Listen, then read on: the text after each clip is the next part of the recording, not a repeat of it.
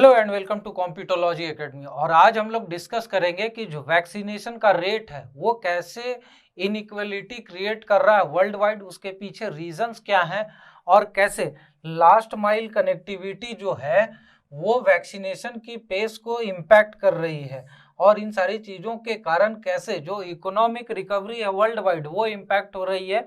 Different reasons को analyse किया जा रहा है वर्ल्ड वाइड कि क्यों वैक्सीनेशन की पेस स्लो है, क्यों वैक्सीनेशन का इक्विटेबल डिस्ट्रीब्यूशन नहीं है वर्ल्ड वाइड, और उसे कैसे सुधारा जा सकता है। क्योंकि वर्ल्ड वाइड ये एक बहुत बड़ा कंसर्न बन चुका है कि जल्दी से सारी इकोनॉमीज ओपन हो, वर्ल्ड वाइड इकोनॉमिक एक्टिविटीज फिर से पहले की तरह रिस्टोर हो सके। अदरवाइज यहाँ पर ये चीजें एनालाइज की जा रही है कि 2.3 ट्रिलियन डॉलर का यहाँ पर नुकसान हो सकता है वर्ल्ड इकोनॉमी को, और ये बहुत ही ह्यूज अमाउंट है। और इसमें मोस्टली जो इम्पैक्ट आएगा वो लो इनकम कंट्रीज पे आएगा, वो developing countries and under developed countries पे ही आने वाला है।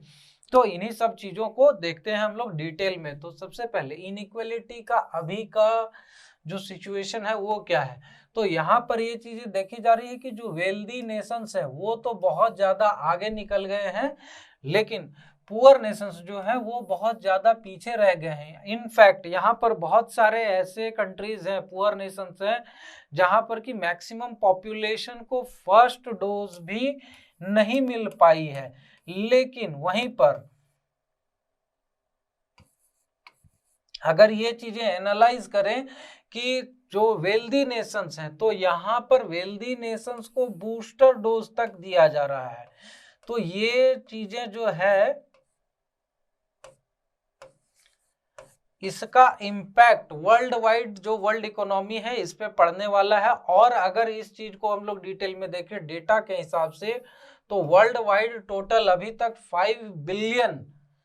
5 बिलियन डोजेस पड़ चुके हैं। लेकिन उसमें से जो लो इनकम कंट्रीज हैं, जो पुअर कंट्रीज हैं, वहां पर देखा जाए तो यहाँ पर 15.02 मिलियन डोजेस ही पड़ पाए हैं, यानी कि 15.02 मिलियन डोजेस। तो ये डिफरेंस जो हम लोग देख रहे हैं इन दोनों डेटा के बीच का, ये कितना यूज है आप लोग यहाँ पर इसे एनालाइज कर सकते हैं।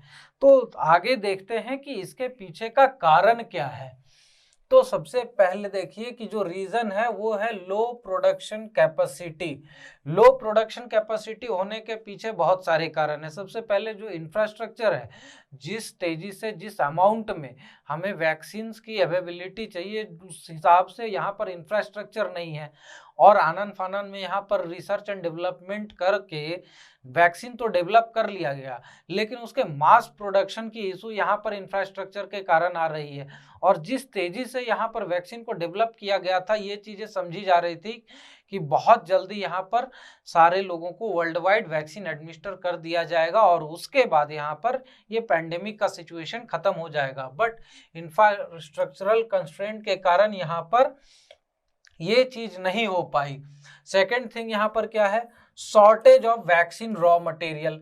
देखिए वैक्सीन अगर बनाना है तो उसके साथ साथ यहाँ पर उसके लिए रॉ मटेरियल भी चाहिए, और रॉ मटेरियल की अवेलेबिलिटी जो थेराप्यूटिक इफिकेसी आती है किसी भी वैक्सीन की, तो वो आती है एपीआई से, एक्टिव फार्मास्यूटिकल इंग्रेडिएंट्स, यानी कि ये कहिए ये मेन कंपोनेंट है किसी भी वैक्सीन का। और यही चीज की अवेलेबिलिटी और नहीं पा रही है जितना चाहिए वहाँ यहाँ पे वैक्सीन बनाने के लिए, और इसी के कारण यहाँ पर प्रोडक्शन रेट लो है।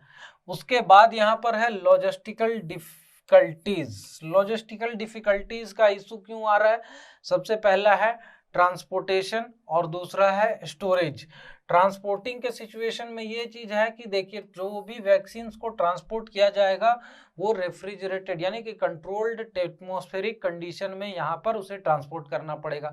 न तो उसे ज़्यादा हम लोग फ्रीज डीप फ्रीज कर सकते हैं, ना ही उसे ज़्यादा हॉट टेम्परेचर में ट्रांसपोर्ट किया जा सकता है। उसकी एक कंट्रोल टेम्परेचर रेंज चाहिए, उसके लिए स्पेशल व्हीकल्स चाहिए, रेफ्रिजरेटेड व्हीकल्स चाहिए।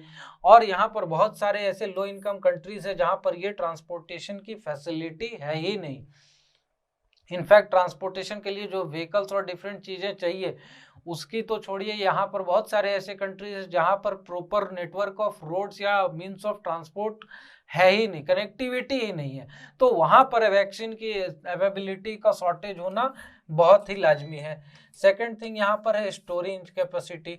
कहीं भी एक जगह से दूसरी जगह अगर हम लोग वैक्सीन ले जाते हैं तो वहाँ पर ले जाने के बाद हमें उसे स्टोर भी करना पड़ता है, और ये फिर सेम एटमॉस्फेरिक कंडीशन में, सेम टेम्परेचर और प्रेशर कंडीशन में उसे वहाँ पर स्टोर करना पड़ेगा, और इसके लिए भी बहुत ज़्यादा इंफ्रास्ट्रक्चर की ज़रूरत पड़ती है।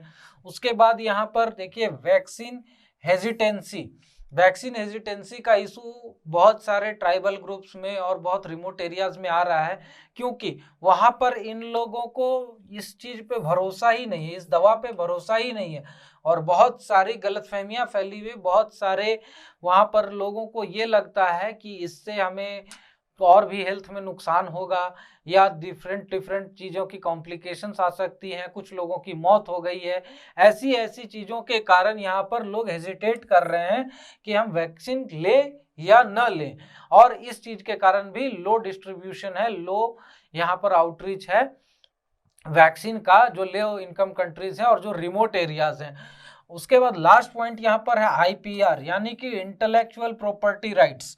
इंटेलेक्चुअल प्रॉपर्टी राइट्स का इशू इसलिए आ रहा है क्योंकि गिने चुने कुछ 5-7 कंपनीज ने ही वैक्सीन डेवलप किया है, और ये लोग वैक्सीन को बनाने का जो तरीका है, जो प्रोसेस है, सारी चीज़ों का डेटा, उसकी टेक्नोलॉजी, जो लो इनकम कंट्रीज हैं या फिर कुछ ऐसी कंट्रीज हैं जहाँ पर इंफ्रास्ट्रक्चर तो है कि वो वैक्सीन बना सकते हैं, लेकिन उनके पास ये टेक्नोलॉजी नहीं है, ये ज्ञान नहीं है कि इसे बनाना कैसे है। और ऐसे सिचुएशन में अगर ये आईपीआर उन्हें मिल जाता है ये, तो वो लोग इजीली इसका मास प्रोडक्शन कर सकते हैं। बट बहुत सारे ऐसे कंट्रीज हैं, बहुत सारे ऐसे कंपनीज हैं, जैसे कि हमने जर्मनी का देखा, वो आईपीआर को होल्ड कर रहा था डब्ल्यूटीओ में, या फिर बहुत सारी ऐसी कंपनीज हैं, जॉनसन एंड जॉनसन हो गई, मोदेर्ना हो गई, बाकी चीजें, जो कि आईपीआर अपना दूसरे कंट्रीज को देना ही नहीं चाह रही, दूसरी कंपनीज को देना ही नहीं चाह रही, वो प्रॉफिट मेकिंग मोटिव पे है। उसके कारण यहाँ पर अगर कुछ एग्जिस्टिंग प्रोडक्शन कैपेसिटी है भी कुछ कंट्रीज में, तो वो उसे यूटिलाइज नहीं कर पा रहे हैं बिकॉज ऑफ आईपीआर इश्यूज।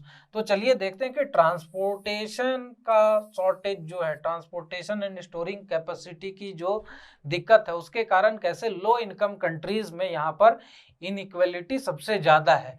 तो यहाँ पर देखेंगे अगर हम लोग, तो ये देखिए, ये है अफ्रीकन कंट्रीज की हालत, देख रहे हैं, अनपेव्ड रोड जंगल के बीच से जा रहा है, ये इसे कहते हैं, ये जो टैक्सी है इसे कहते हैं अफ्रीकन नेशंस में बुश टैक्सी। ये सहारन और सब सहारन रीजन में, ट्रॉपिकल रीजन में बहुत ज़्यादा चलती हैं, और आप लोग देख रहे हैं कि इसी ट्रांसपोर्ट मीन्स से वहाँ पर बाकी के जो वैक्सीन से डिफरेंट तरह के बर्फ के पैकेट्स में पैक करके एक जगह से दूसरी जगह ट्रांसफर किया जाता है। अब ऐसे सिचुएशन में अगर हम लोग देखें, अगर यहाँ पर रेनी सीजन हो जाए तो इस रास्ते की क्या हालत होगी, ये इमेजिन करने वाली चीज है, और इसकी हालत बहुत ही खराब हो जाती है। वहां पर मतलब अगर देखा जाए तो 8 to 10 किलोमीटर पर आवर का ही डिस्टेंस कवर किया जा सकता है, ये सिचुएशन हो जाती है अफ्रीकन कंट्रीज में। और वैसे सिचुएशन में अगर यहाँ पर वैक्सीन कोरोना की भेजी जाए तो वो कितने देर में लास्ट माइल कनेक्टिविटी तक, जहाँ पर उसको ज़रूरत है पहुँचाने की, वहाँ तक पहुँच सकती है, ये एक बहुत सोचने का विषय है। या फिर अगर हम लोग देखें बोलीविया या फिर एंडियन कंट्रीज़ का, जो एंडीज माउंटेन रेंजेस में हैं, बोलिविया हो गया, कोलंबिया हो गया, वेनेजुएला हो गया, ये सारे कंट्रीज में भी रोड कनेक्टिविटी का बहुत बड़ा इशू है। और यहाँ पर भी यही सिचुएशन हो रही है कि रोड कनेक्टिविटी है नहीं, जिसके कारण कि जो ट्राइबल ग्रुप्स हैं, जो लोग रिमोट एरियाज में रहते हैं, उनके पास वहाँ पर वैक्सीन पहुँच नहीं पा रही है, जिसके कारण की कवरेज कम है। या फिर अमेजोन बेसिन्स की हम लोग बात करें तो अमेजोन बेसिन्स रीजन में बहुत ही डेंस फॉरेस्ट है, रेन फॉरेस्ट रीजन है, और यहाँ पर भी जो means of communication, means of transportation बचता है वो है मेनली अमेजोन रिवर या उसकी ट्रिब्यूटरीज। और इस रीजन में भी यहाँ पर ट्रांसपोर्टेशन अगर देखें तो वैक्सीन का भी ट्रांसपोर्टेशन स्पीड बोट्स या कनूज के थ्रू हो रहा है। कनूज कहते हैं, जो लकड़ी के बोट बनाए रहते हैं जिसमें पीछे मोटर रहता है या फिर हाथ से भी उसे चलाया जाता है। अब ऐसे सिचुएशन में यहाँ पे भी इशू वही आएगी कि एक तो टाइम कंजम्पशन, दूसरा ऐसे ऐसे मीन्स ऑफ ट्रांसपोर्ट में मीन्स ऑफ स्टोरेज, यानी कि जो उसको रेफ्रिजरेट करके ले जाने की कैपेसिटी चाहिए वो भी अवेलेबल करना मुश्किल हो जाता है। और ऐसे सिचुएशन में यहाँ पर वैक्सीन खराब होते हैं, टाइम पर पहुंच नहीं पाते हैं, तो ये सारे इश्यूज आ रहे हैं। हालांकि यहाँ पर कुछ एनजीओज और कुछ फॉरेन गवर्नमेंट्स हैं जो कि इन सब रीजन्स में यहाँ पर ड्रोन के थ्रू या हेलीकॉप्टर हेलीपैड की अवेलेबिलिटी जहाँ पर है, जहाँ पर एयर ट्रांसपोर्ट के थ्रू वैक्सीन पहुँचाए जा सकते हैं, ऐसे रीजन्स में यहाँ पर वैक्सीन पहुँचा रही है। और ये प्रयास किया जा रहा है कि जल्द से जल्द सारे लोगों को यहाँ पर वैक्सीनेट किया जाए।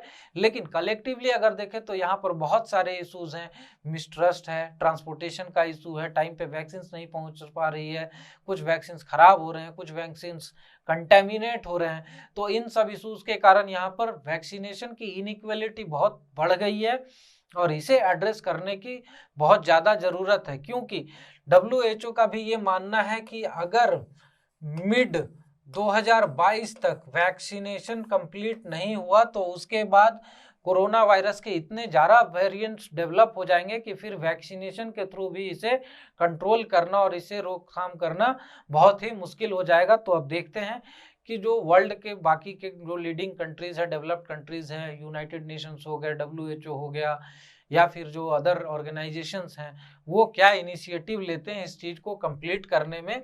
और ऐसे ही इंफॉर्मेटिव वीडियोस के लिए, बाकी चीज़ों के लिए हमारे सोशल मीडिया चैनल पे हमें फॉलो करें। हमारे वेबसाइट पे डिफरेंट कोर्सेज चल रहे हैं, उन्हें भी आप ज्वाइन करें। हमारे चैनल को सब्सक्राइब कर लें और बेल आइकन भी दबा दें ताकि जब भी हम नई वीडियोस डालें तो उसकी इन्फॉर्मेशन आप तक पहुंचती रहे। Thank you very much and